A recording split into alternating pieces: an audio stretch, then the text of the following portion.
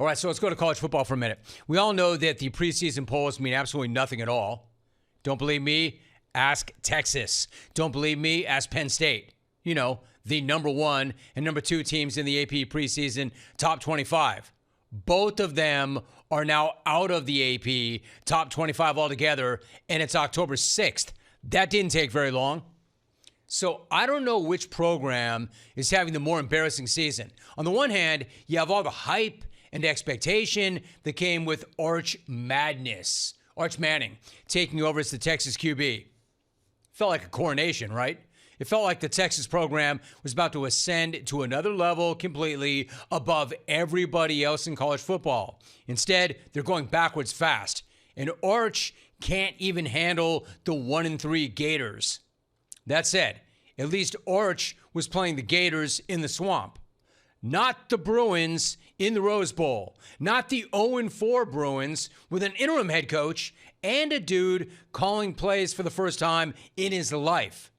That's who Penn State somehow lost to this weekend.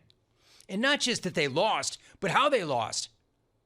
I said last week that it seems like James Franklin has taken the Nittany Lions as far as he possibly can because this dude just can't win the big one. He just can't. However, what I did give him credit for was pretty much always beating the teams that he is supposed to beat. To that, I would add, I mean, these manual buzzers are sucking the life out of my trachea and esophagus. Not this time he didn't. In fact, this loss is so horrible that it's almost impossible to even explain. Forget just losing to UCLA. How do you fall behind 30-7 against an 0-4 team with an interim head coach and a dude calling offensive plays for the first time in his life? How the hell does that happen? And it happened on your watch, little game James. Now that said, credit where credit's due. Jerry Neuheisel definitely has got some juice now. He's definitely got some juice. The rest of the UCLA roster clearly thinks so because they gave this dude a Gatorade bath and they carried him off the field. Check this out. Loving this dude. Look at this dude. Loving this dude. Just like his pops, man. Just like his old man. I saw somebody not too long ago was like, hey, Rome, I saw you in Denver back in the day. I'm like, with Rick Neuheisel? He goes, yeah. I mean, have you ever seen anything like this? Look at Pops. There he is. Proud Pops. Can you blame him? The offensive coordinator of an 0-4 football team getting a Gatorade bath and carried off the field like he was a freaking, I don't know, blonde Rudy. It's so absurd and so over the top that you gotta love it. I do. I mean, the dude's riz is pretty undeniable as well. Check out the post-game speech. Listen to the 1-4 locker room responding to this dude. Hey, do me a favor. Repeat after me. It's a great day to be alive and be a Bruin. It's a great day to be alive and be a Bruin. I said it's a great day to be alive and be a Bruin. It's a great day to be alive and be a Bruin. I said it's a great day to be alive and be a Bruin. One, two, three, four. What a great moment. Great vibe. Is that Dan Lanning with a blonde wig on? The hell is going on here? Man, that's great. That's incredible.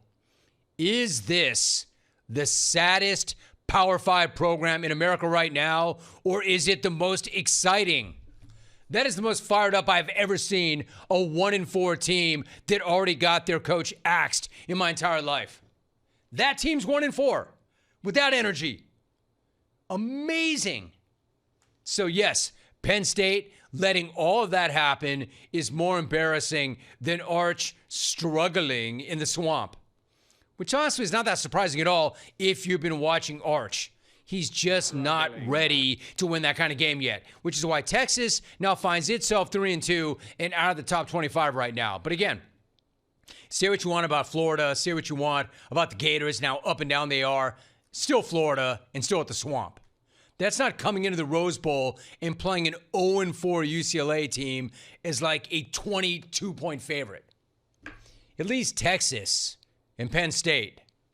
And man, they both got problems now. Big problems. But still, at least they're not as embarrassing as the aforementioned Chapel Bill, who got boat raced by Dabo on Saturday at home.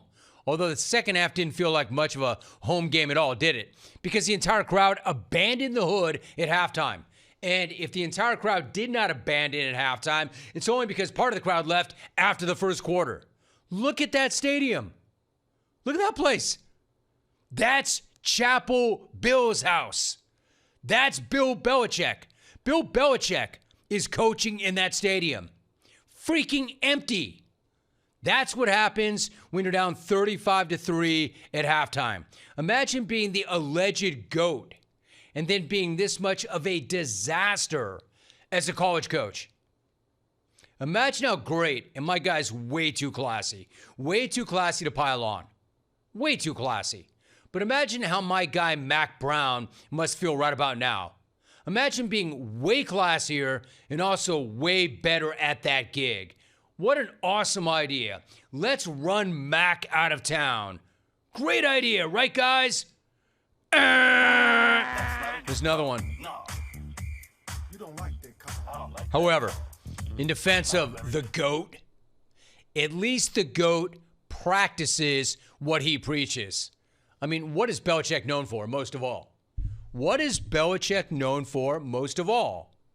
Telling everybody around him, quote, do your job. Do your job. At least he's doing his, right?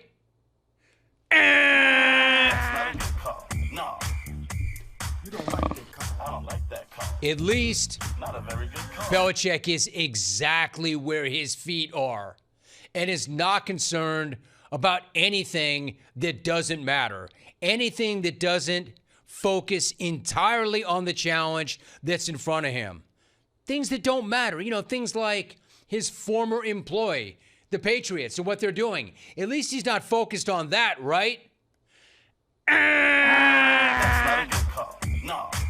Again, this is the dude who reportedly told NC, do not post anything at all about Drake May going into Buffalo and playing lights out last night, only to be exposed and shamed into doing just that and having to acknowledge it. Petty much, Hood? Normally, I would say petty. I like petty. Petty's funny, man. Petty's fun. Except that's not petty. That's just lame. The only thing worse than being the alleged GOAT and getting kicked out of the NFL is having to go to college and being utterly clueless and completely in over your head upon arriving in college. I mean, honestly, Belichick in North Carolina, Belichick and his team could not look any worse than they look right now. From GOAT to an embarrassment to his university in just a matter of months. That's not easy to do, Hood, but somehow you have pulled it off by the first week of October. Man, that is embarrassing. People abandoning that stadium at halftime. People starting to leave at the end of the first quarter. Like this guy. And you know what's incredible? They were walking around telling everybody, we're going to be the 33rd team. We're going to be the 33rd team. The 33rd team? Like you're going to be the other NFL team? You're going to implement and institute an NFL program? Man, you want to talk about arrogant. You want to talk about oblivious. You want to talk about in over your head. You show up telling people you're going to be the 33rd team? Yeah, I guess if there were 33 teams in your conference. Hey-oh. Does that look anything like an NFL team? Does that look anything like a D1 team?